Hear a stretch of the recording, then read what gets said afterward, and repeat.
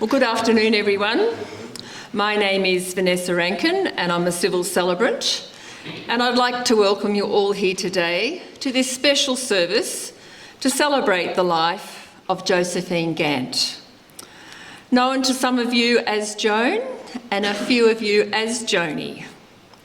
I would also like to welcome the friends joining us via live streaming. So we gather here today in the memory of Joan and to extend our deepest sympathy to all who mourn her death. We especially express our sincere sympathy to her family, her loving husband Peter, their children Adrian and wife Annette, Michelle, Vicky and husband Andrew, Shane and partner Ashley. We also think of Joni's grandchildren, who she adored, Clara, Oscar, Ryan, Samantha, Justin, Taylor, Matthew, Rebecca and David. Joan devoted her love to her great-grandchildren, Emily Rose, Chloe, Liam, Noah, Leah, Madison, Charlotte, Riley, Amy, Abby, Blake, Charlie and Oliver. Have I missed somebody? Sorry. And our thoughts go out to her family, Kenneth deceased, Helen, Joseph deceased, Phyllis deceased, and twins Thomas and Hugh. So we have come together to honour, commemorate and give thanks for the life of Joan. Today we will mourn her leaving us, honour her life and death, and reverently farewell her body and comfort each other. Today is a time to share thoughts and memories of Joan and to provide some consolation to her family and friends who will miss her greatly. Together, we may acknowledge and share both our joy in the gift that her life was to us and the pain that her passing brings. In sharing that joy and the pain together, may we lessen the pain and more clearly remember the joy. When someone who is very much loved dies, their death causes sorrow and grief, as they are now no longer part of our everyday life. We know that death is in the order of natural things, just as night follows day. Yet we know it is hard to face death, as it represents the loss of someone we loved, and who played a unique part in our lives. You are sharing your grief as you mourn Joan, and I hope that you can derive some comfort from this as you remember her and the wonderful memories you have of her, some of which you hold in common, but others are very personal to each of you. We do know that your grief is a measure of the love you have for Joan. So as we celebrate her life, you can take satisfaction that Joan was and still is a part of your lives. Her influence endures and will continue in the love that flows from her character and deeds. Joan has been a strength to all of us, an inspiration. She has been good company and she has enriched our lives by giving us love and friendship, and we can derive mutual fulfilment from this, thus giving meaning and value to her life. Anyone who knew Joan knew that Joni was a fun-loving person. She had a great sense of humour and a cheeky personality. Joan didn't mind a good ribbing from her family and friends and gave it back just as quick. Joan could be the life and soul of a party. She was free-spirited with a strong character. But Joan had a heart of gold, and both her and Peter would have their door open all the time to family and friends if ever they needed anything, no matter what. Joan always supported her family. She shouldered the brunt through the hard times and the good times. Joan will live on in your hearts and thoughts, and we are fortunate and privileged to have had her in our lives, and she will always be a part of your family and circle of friends. So now to hear some stories of Joan's life, I would like to invite Joan's daughters, Vicky and Michelle, to come forward, please, and share some of those stories.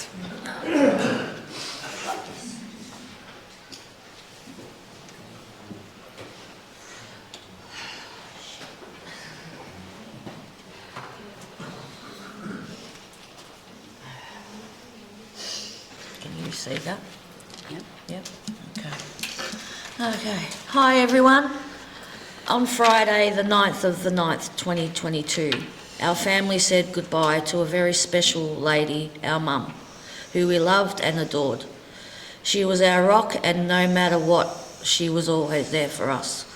I have no words, really, but we have lots of amazing memories with her. Mum had always worked extremely hard to make where we lived a perfectly, beautifully and a very happy home. Myself and Michelle were always Mum's helpers. Mum enjoyed going to the bingo and spending Saturday night at Sunshine RSL. Michelle and Shane and myself enjoyed watching Young Talent Time. Mum would buy us some snacks. Adrian didn't like our concerts. Right, here, come on. Here. Mum met Pete, who was the love of her life, and Pete took on us 4 kids and raised us as his own, and he still does today. My special memory was when I got married. Oh, that's no, that's me. Vicky, sorry. Sorry, you got the other one. Sorry. I got Paul. Hang on. Yep. We'll get it. My special memory was when I got married to Andrew. My mum made it the best day ever. Michelle and I married 2 brothers, Andrew and Paul. Yeah, that's you now. Michelle was the one that made our mum a nana at 36 years old. Mum is now blessed with 13 grandchildren. Great grandchildren. Sorry, great-grandchildren, and Where's Ashley? 14 is on the way to be born next year. They all call her Granny, and she loved every moment of being their granny.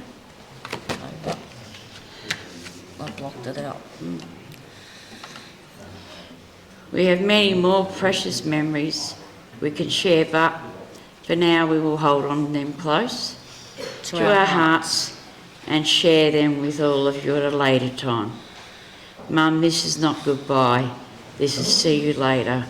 We love you always. Vicky and Michelle. Get down more. Thank you. Thank you. You coming now? Shane, would you like to come up now? I'd just like to call on Joni's son Shane, who's going to reappear again, aren't you? Yeah.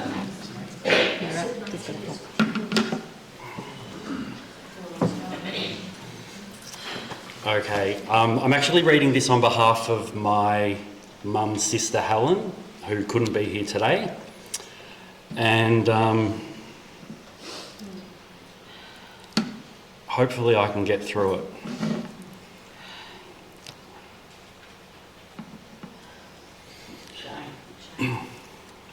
What? Huh? No. We are here to celebrate the life of my younger sister Josephine. My name is Helen, not me. I am so sad I could not be there to say my final goodbyes. Josephine's passing was very unexpected, to say the least. As I reflect on her life, I have so many lovely memories of us growing up as children. Probably too many to share today, as there was only 11 months difference between Josephine and I in age. My mother always dressed us the same, like we were twins. Josephine would get green and I would get blue, whatever the outfit. When we arrived in Australia, Sorry. When we arrived in Australia in 1964, we resided in Middle Brighton, Melbourne, not too far from St Kilda where the St Moritz ice skating rink was, as we both loved our ice skating. Dad would drive us almost every night to St Moritz, except on Wednesday nights, as that was when Josephine would wash her hair.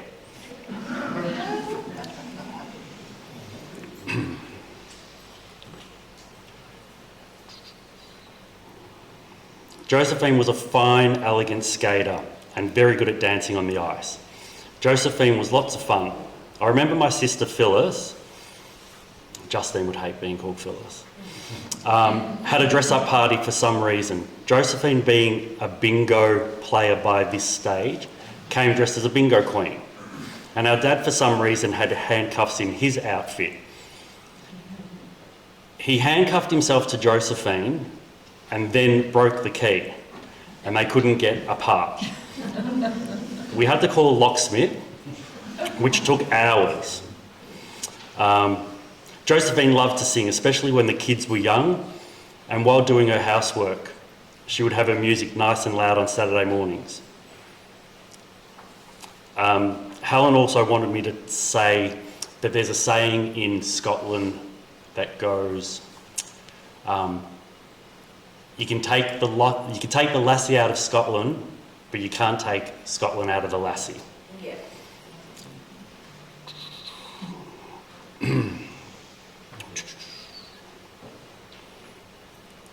Josephine loved her children, grandchildren and great-grandchildren, and was always excited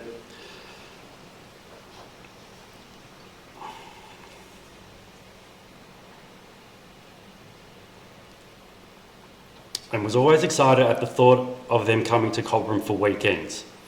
She loved her time with them, as did her husband Peter. Josephine will be sorely missed by all who loved her. Rest in peace, my wee sister.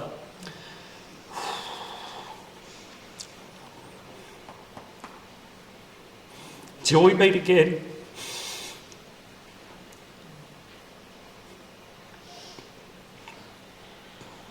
Forever in our minds and hearts. Your big sister, Helen. Oh, sorry, Nana.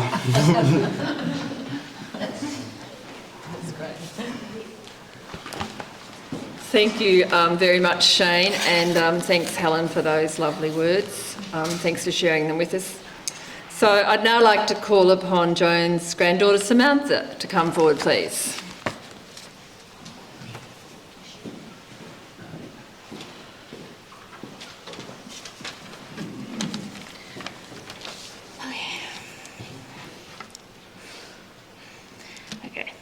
Firstly, I would like to say thank you to everyone for being here to celebrate our Nana.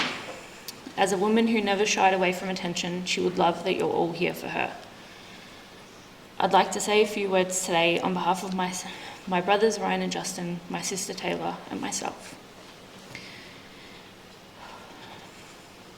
It's safe to say we all agree we won the bingo jackpot when it comes to our Nana.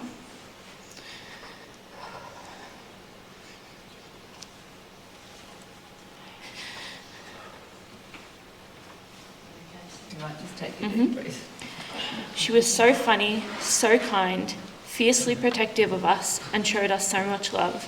She was a devoted Nana.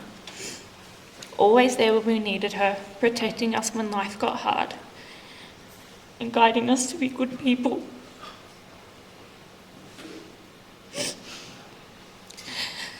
I think she did well. We're all really great people. Nana made everything fun for us as children, and even as adults. Our favourite memories are of us all playing bingo for cash. She was ruthless. Every man or woman for themselves because she wanted to win. To say we were lucky to have her is an understatement. There are no words to describe what she meant to us all.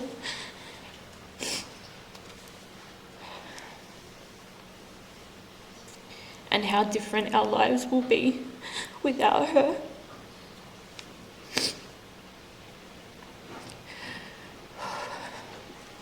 The hole in our hearts will never go away, but we will hold on to our precious memories, talk to our children about their granny,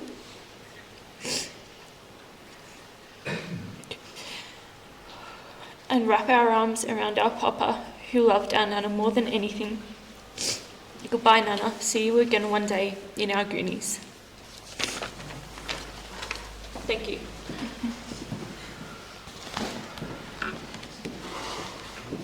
Thank you, Samantha. Those words are really appreciated. Well done. So if I could now call upon one of Josephine's friends, Les Horrigan, please. Would you come forward?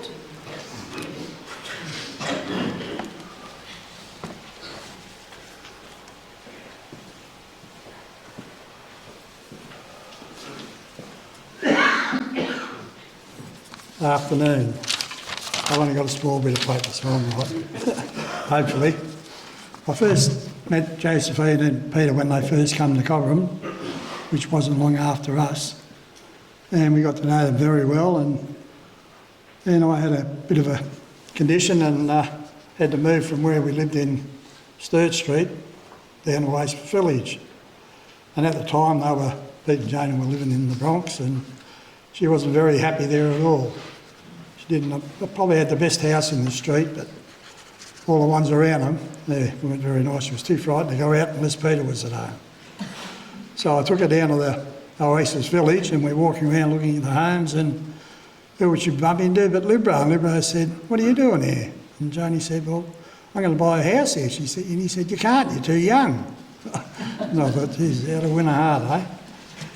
Anyway, after that, they finally sold their house and moved into where they were living now, and Janie used to work at Burke Hire, and on Melbourne Cup Day we used to have the trots down at the trotting track down in Cobram down there. We used to go down there, and Janie would put a marquee up for us, and we all get on the terps down there and have a good day. And one year they were there, and there's a bit of a blue bug out between all the young bucks over the girls, and guess where they were fighting? Right on top of Janie's car.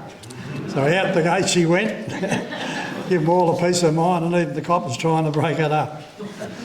And when she went to come back in, the copper says, "No, you can't go back in there." So we had to go up and talk to them and let her back in. And then quite often after the trots we go back, and Janie would drag out the old karaoke machine. Oh, and away she'd go. Everyone thought they were Elvis on those nights, but it was always a wonderful night. Janie got everyone going. Oh, where am I? Yeah, most days I always call and say hello to Pete and Janie and have a yak. She'd be sitting there all the time with a little iPad, and who's that one, I'd say? Who's this one? Looking at all the grandkids and great-grandkids, and I said, "Christ, how many you got now?" She said, "Don't worry, there'll be more coming." She wasn't wrong about it. That was 15 years ago, so been a few since. And what do I get to now? I wrote this in shorthand yesterday, and I wasn't drinking. I should have had a drink so I could read it. Oh yeah, and she nagged Pete for, 4 or 5 years to get that glass door put in. And the new bloke moved in down the road and become pretty good friends with us, old Dennis the Menace. And being an ex-builder, he said, "Janie, you get him to get the door and I'll put it in for you." So Dennis became the #1 boyfriend then. And every time Dennis would call, "Anything you want done, Janie? That lazy bastard there won't do it, but I can do it for you." And she said, "Yeah, I can't get in and out of me spa, it's too high." "Oh, no, right," he said, "I'll make you steps." So off Dennis went and made her a set of steps. Then a rail to go on the fence to hang on to. Yeah. So he became one of her #1 little boyfriends. We all have fond memories of Janie, which we can, later on we will talk about.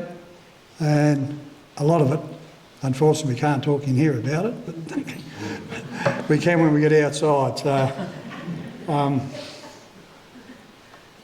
was going to say something, but it's written on the back of the card, so you all know what it was. But what a lovely lady she was, and what a lovely family she's left behind. God bless you, Janie. Thank you. Thank you, Les. I'm sure there's many great more stories that you no doubt will share later on, so you'll enjoy that moment. Thank you. So now if I could ask her son Shane to come back again, please. You've got some more stories for us on your behalf. Thanks, Shane.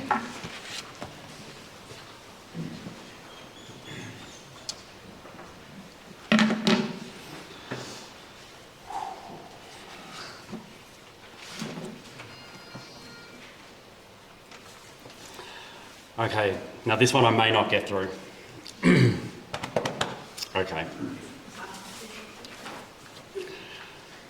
We are gathered here today to celebrate, reflect and say goodbye to the lady of the hour.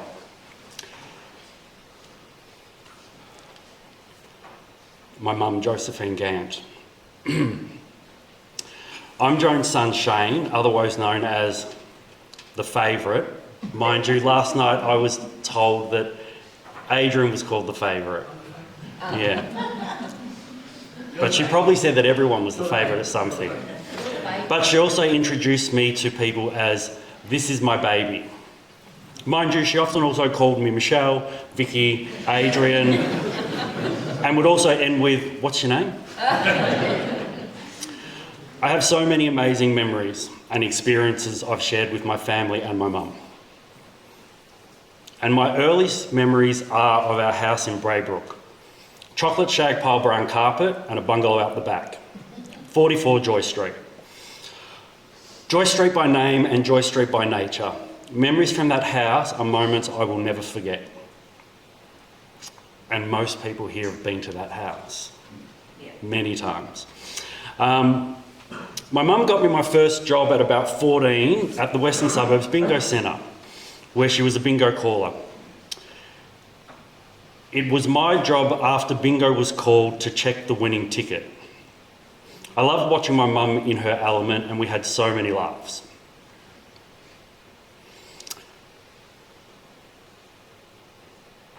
Oh. And it wouldn't be the last time one of my mum's jobs benefited me. My mum later worked at the Western General Hospital in Footscray. And after an ill-fated ski trip with my brother Adrian, I ended up at the Western General Hospital having pins and plates in my leg, which I still have today. Mum would come up and see me during her breaks. Oh, no wonder I can't read it.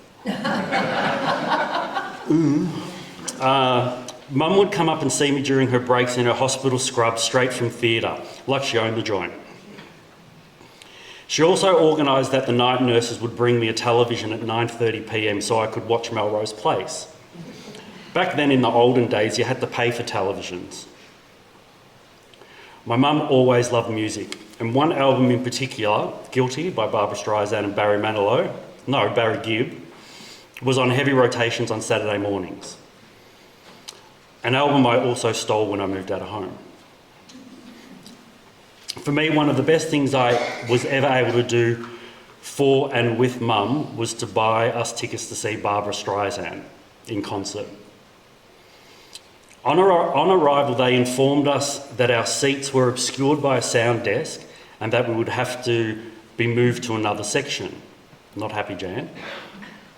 So they moved us closer and closer and closer to the front of the stage until we were 6 rows from the front in the VIP section. We couldn't believe it. Mum spent the first 25 minutes nudging me saying, "Look, Shane, it's Daryl Summers. Look, Shane, it's Bert and Patty." When I heard the familiar guitar chords of one of Mum's favourite songs, Evergreen, whew, I grabbed her hand and said, "Look, Mum, it's Barbra Streisand."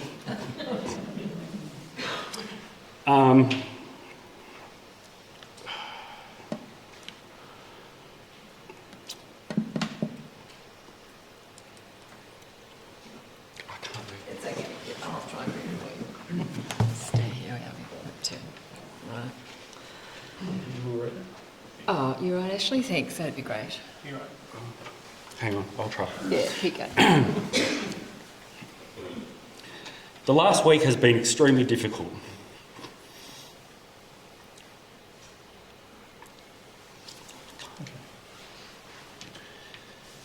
Has been extremely difficult. Many trips from home to Cobram, to Shepparton, back to Cobram, back to home. I would pull over by one of the many canola fields and cry and cry and cry. Now and forever, when I drive past these same canola fields, I'll stop, take a moment, and remember my amazing mother, my best friend and hero, and ask if you ever pass the canola field, take a moment, stop, and remember our Joan. Thank you. Oh, I think those speakers deserve a round of applause. Well done. Thank you. Well done. Thank you all very much. And now I'd like to invite Joni's grandson, Adrian Anderson. Oh, son, sorry. Oh, yes, here we go. There's so many names up there to read a poem. Thanks, Adrian. No worries. Okay. A wife, a mother, a grandma too. This is the legacy we have from you. You taught us to love and how to fight. You gave us strength, you gave us might. A stronger person would be hard to find, and in your heart you are always kind. You fought for us all in one way or another, not just as a wife, not just as a mother. For all of us you gave your best, and now the time has come for you to rest. So go in peace, you have earned your sleep. Your love in our hearts will eternally keep. Thank you.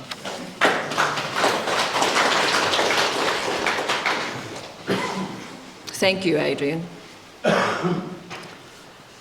So to love someone is to risk the pain of parting, but not to love is never to have lived. The grief we now experience is the honouring of our love. So let us now, in a quiet moment, make our own farewell to Joan.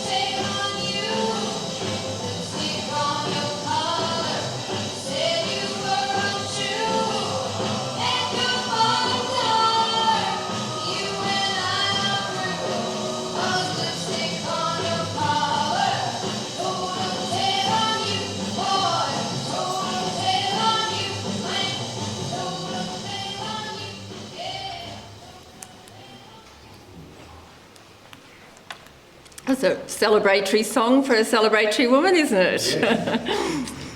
So we have been remembering with affection and gratitude the life of Joan and recalling what a loving, happy and compassionate and good person that she has been. So in sorrow, but with deep love and affection, we now commit Joan's body to its end, to be transformed into the ultimate elements of the universe. We rejoice that she lived. You took delight in her friendship. You treasure that you shared in her life. You cherish your memories of her.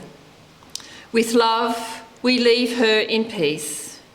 With respect, we bid her farewell. Joan, may you rest in peace.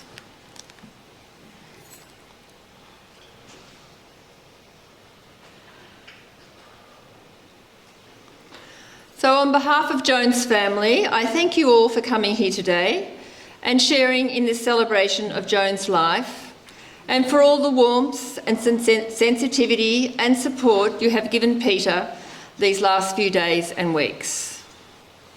As you return your thoughts to Joan, I know that you will go on sharing further memories of her, go on talking about her, and I'm sure smiling and laughing at some of those memories. So following this service, Joan will have a private cremation, and the family invite you all to join them after this service at their home at 37 Oasis Drive. There's been a change of plans? Yeah, just a change of plans now at the hall at Oasis Village. Oh, okay, so the hall at Oasis Village, I'm sure you all know where that is. So go there and share some refreshments and memories and rejoice and celebrate her life. So thank you all for your attendance, and I also thank the people for joining us via live streaming. So would the coffin bearers please come forward, and would you all please stand?